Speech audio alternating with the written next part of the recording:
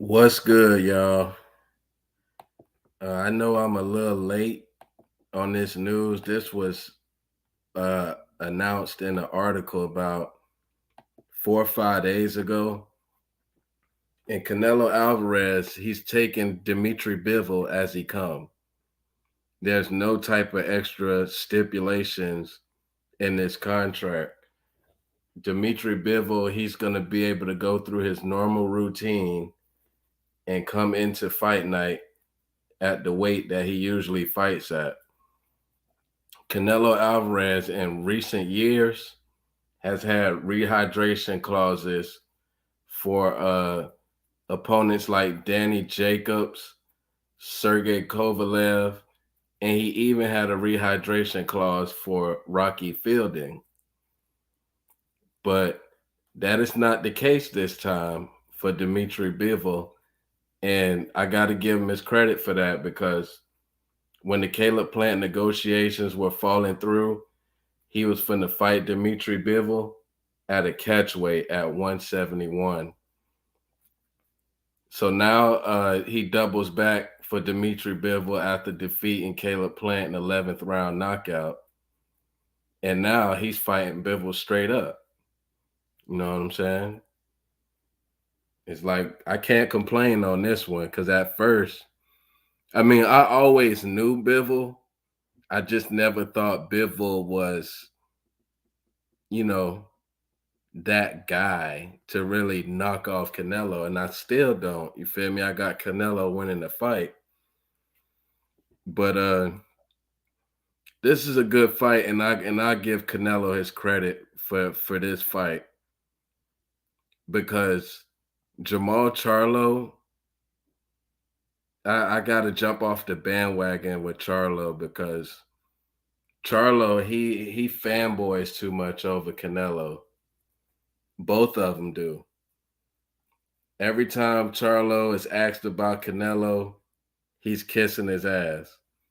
On the Mike Tyson podcast, he was on there and they asked him about what do you think about his fight with Bivol when he could have been next and probably should have been next, in my opinion.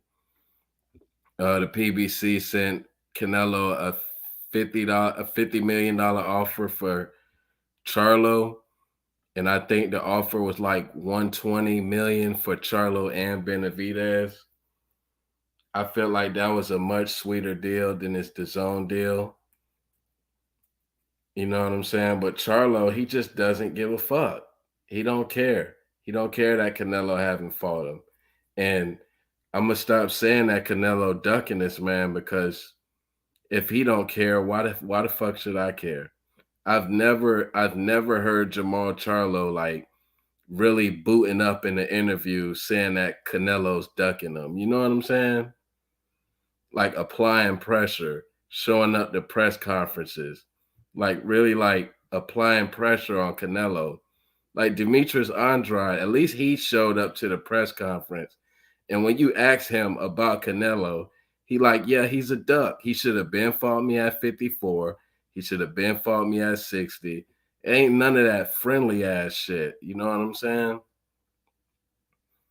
So Jermall Charlo, even though all the evidence is there that Canelo ducked him, he didn't unify with him at 154, and he took the franchise belt when Jermall Charlo was the mandatory at 160.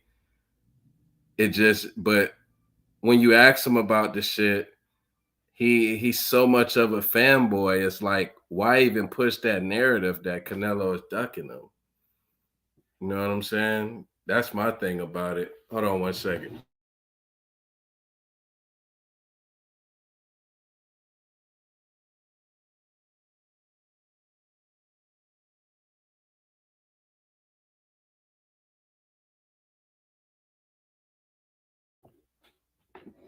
I feel like if somebody was ducking you, you wouldn't have nothing nice to say about them.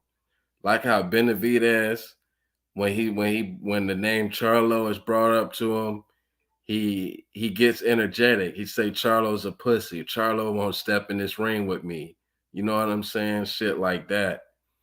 That's more of a case. Even though Charlo is 160 and Benavidez 168, you know what I'm saying? That looks more like a duck to me because he every chance he get, he's calling you every type of name in the book.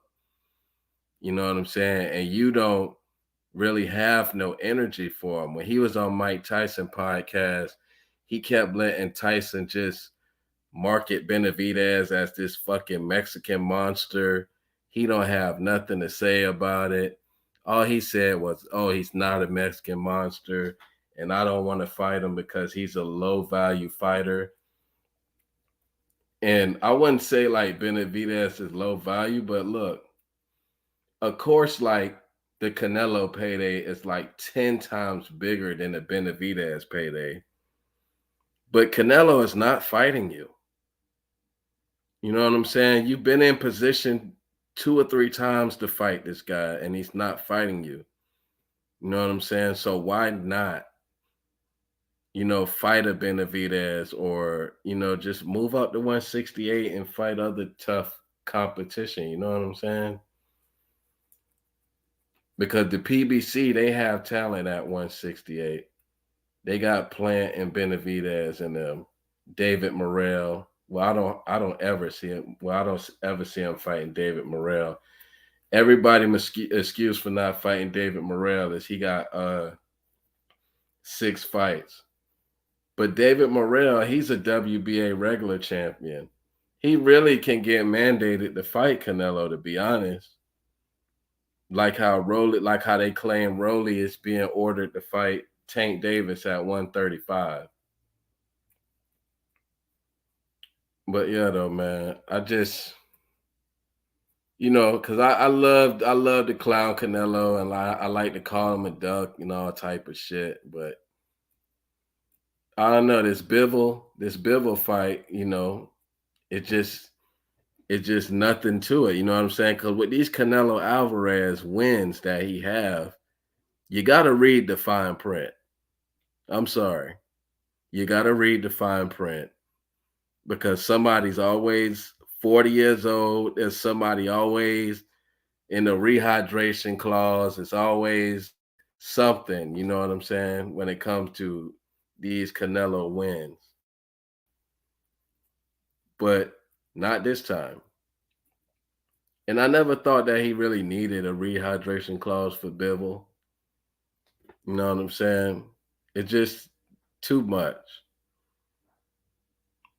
But their fight is coming up in less than a month. And it's going to be something to look forward to. DAZN is putting their fight on pay-per-view. So outside of the DAZN subscription, you got to pay like 60 or 80 or whatever they pricing it at or whatever. But I just fully accept this fight now that Charlo, I'm just done with Charlo, man. Like Charlo is not this fucking boogeyman. You know what I'm saying? Like, yeah, Canelo did take the franchise belt to avoid Charlo or whatever, but Charlo, he just don't give a damn. And after Charlo's Montiel fight, they asked him about Canelo, and the dude goddamn said, come to 160 and come to his hometown to fight him. Like he's the A side. Like Canelo is 10, 15 times the star that Charlo is. It just don't seem like Charlo really wants that fight. But that's just my input on that. Props to Canelo. He ain't got no extra weird shit going on with this fight coming up.